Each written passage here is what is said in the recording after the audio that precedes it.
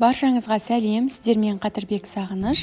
Бүгін өзімнің каналымда өте дәмді творожный пирогтың жасалу жолымен бөліскім келеді. Осы видеоны соңына дейін қарап, менімен бірге болыңыздар. Алдымен қамырын дайындап аламыз. Ол үшін електен өткізілген ұнға 1 шай қасық қопсытқыш және де қант, бөлме температурасындағы сары майды қосып, жақсылап араластырып шығамыз. Яғни біз сары майды үгітуіміз қажет.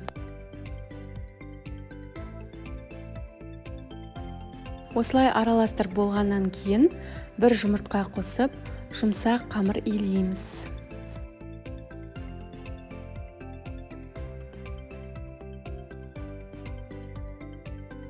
Дайын болған қамырды бөлме температурасында немесе тоңазытқышта 15-20 минуттай ұстаймыз. Ал енді начинкасын дайындаймыз. Кез келген сүзбе қажет болады. Мен үйдің сүзбесін қолдандым, яғни творог. Қант қосамыз, 2 жұмыртқа, дүкен қаймағы міндетті түрде 20%-дан жоғары болғаны маңызды.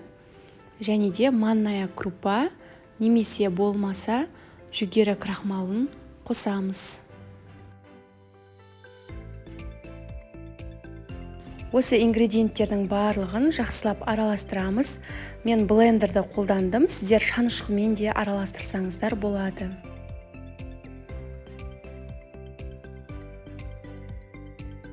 Пирог пісіру үшін арнайы табан бар, соны қолданамын.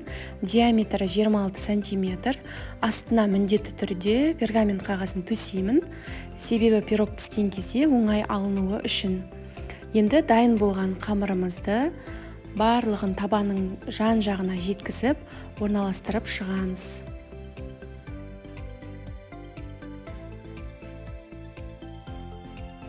Қамырды табаға орналастырып болғаннан кейін начинкасын құямын және де жидектер қосамын. Ештеме қоспай, тап осылай пісірсеңіз де болады. Немесе әдемілік үшін және де дәм беру үшін мен сияқты жидектерді қолдансаңыз болады. Сонымен қатар миндальный слайсиді да бетіне сеуіп жіберемін. Жан жағындағы қамырды шанышқының көмегімен мұқияттап тегістеп шығамын.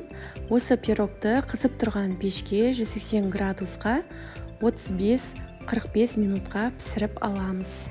Менің пирогым пештен шықты. Асықпай суытып алғаннан кейін ғана дастарханға ұсынамыз.